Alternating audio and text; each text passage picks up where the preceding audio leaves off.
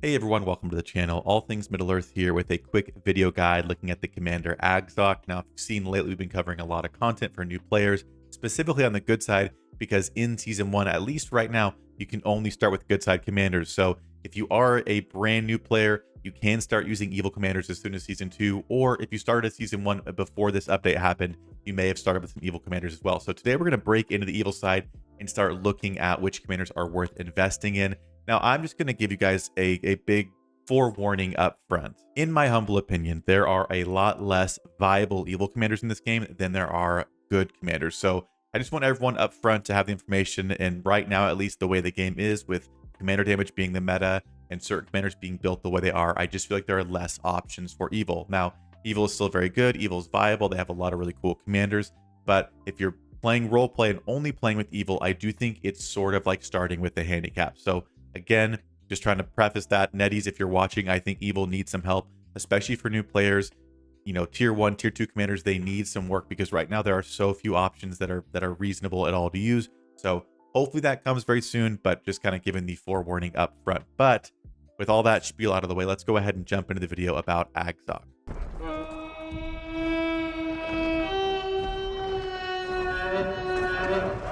And right before that, our usual spiel on the top-up link. If you are spending in this game, if you use the top-up link, this is linked down in the description below. This is an affiliate link for the channel. I do get a small kickback from this. So if you use this instead of purchasing in-game, which it's the exact same thing, but if you use this link instead, it does support the channel at no extra cost to you.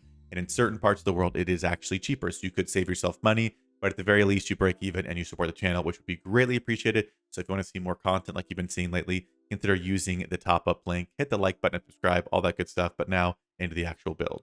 Now, also jumping in, if you're new here, I do create these sort of guide commander templates here as like a cheat sheet, so you can see how to build them, what gear to look out for, what sets, all that kind of stuff. So I just want to make sure everyone knows kind of how to navigate through these. These will be linked down in the description below. You can download it, share it with your teams, whatever it is. This one's for Agzok. So as you can see here, first we have his ideal respect. Ideally, you have him at 5, but he is useful at 3. In terms of unit info, we have what troop suggested to use for him.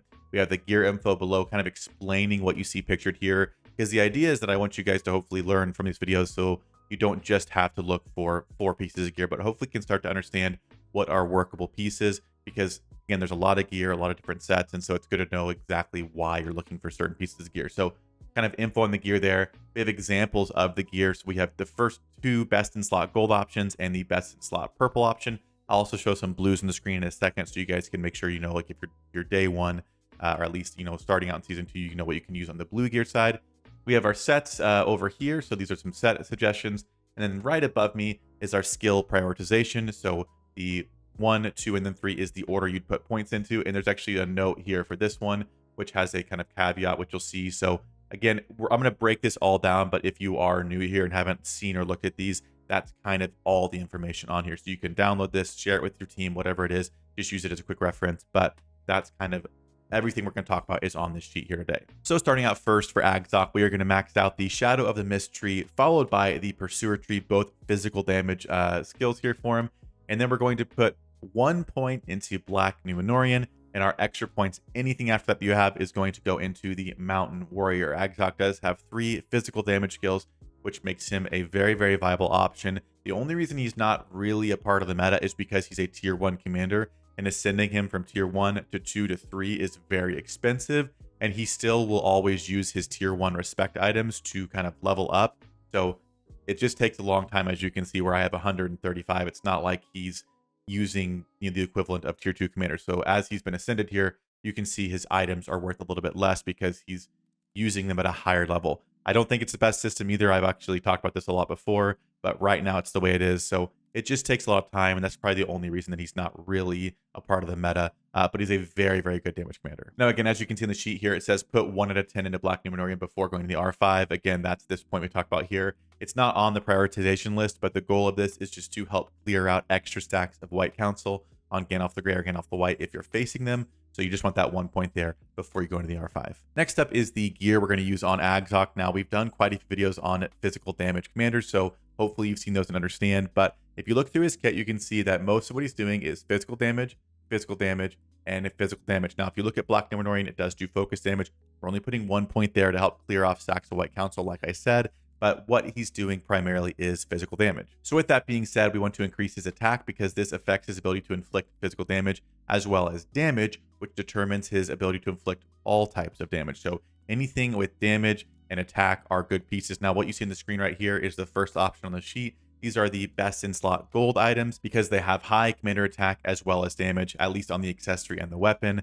The armor piece and helmets don't have damage as a primary stat up here. So you just want damage on your weapon accessory and as much commander attack as possible. Now, I don't have them on my sheet because the goal of putting golds and purples on the cheat sheet is to kind of show you guys what you should be holding on to, because if you start out day 1, 2, 3, whatever, eventually you're going to start pulling gold gear. It's a slow and steady thing, don't get me wrong, but the last thing I want is someone to get rid of a piece of gold gear that they should not. So I want to kind of put that out there sooner rather than later and kind of explain why we're using that gear so you can hopefully kind of use that to figure out what blue gear you want to use. So I will give you guys some examples today of blue gear, but if you're running physical damage commanders and you have blue gear, which is a fine place to start, the best blue gear weapon is going to be the Uruk-hai pike. And all I did was I clicked through all these to see which ones had commander damage and which one had commander attack. So there's actually a few. We have the broad axe, which has commander damage at 2 to 4 and commander attack at 2. I believe this one also has damage 2 to 4, commander attack at 2. And then the Uruk-hai pike has damage 2 to 4 and commander attack 3. So just slightly higher on the pike. But if you have a broad axe or a spear of the rangers, those are great too, especially if you're trying to piece together a set. Now, as far as everything else goes, there's not multiple options. So you have those 3 options for blue gear. The option for your armor is going to be the leather armor. It's the only blue armor piece that has commander attack. So we have the leather armor there. Then for the helmet, we have commander attack on the skull cap. So we're going to go with that. And as far as accessories go, you have the soldier's gauntlets or the round shield, neither of which have damage on the accessory or commander attack. So I'm going to suggest the round shield because we get commander HP and defense, which isn't bad. But ideally, the sooner that you can start getting purple gear, look for a bow and talisman or just really anything that has commander attack. That's going to be good. But those are some purple gear suggestions. Now, as far as the relic goes for Agzok, it's not a horrible relic, and all relics that we talked about do give you good base stats. So on that field alone, they're good. It is very expensive to get Agzok to Mythic like we've talked about. So the chances of you being here are probably slim to none unless you are a really big spender or just have been playing for a long time and investing in Agzok. But his axe is unfortunately going to get a fail because it's so specific about what needs to happen. It says damage dealt plus 2.5%, which that's fantastic. If it just stopped there, it'd be great. But it's only when battling on stone producing land. So this really limits how you can play it. Now, again, if you want to go into it and you want to only be on stone lands, that's fine.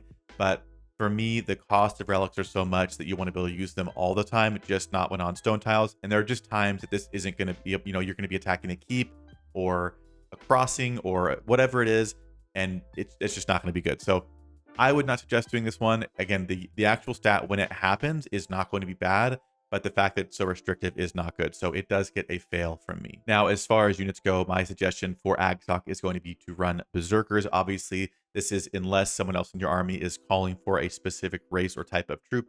But we're going to run Berserkers on Agzok like I've done with all the Guardians on the good side. This is just going to be a relatively cheap, cost-effective, high HP, high defense troop. You can also go with Crushers, but they are cheaper. They're faster to train, but I do find that they're a little bit more squishy, and they also get extra damage from commanders like Bayorn at the high level. So I like to avoid that and run Berserkers. They're a little bit faster too. So Berserkers are a fantastic, just kind of well-rounded unit to run on your evil marches. And that will pretty much do it for our video on Agzok. Now, again, if you are a brand new evil player, or maybe you've been playing but just want some free-to-play or budget-friendly options, we are going to be working on that in the next few days, so make sure you subscribe so you don't miss on that. But as you can see on screen, we got a lot of work to do to figure out who to pair with Agzok, which we're going to try our best to do. But like I said, the options are not super plentiful, so bear that in mind, but we're going to piece together what we can. So stay tuned for those videos coming out in the next couple of days. But that'll do it for this one. Appreciate you guys, and I'll see you in the next video.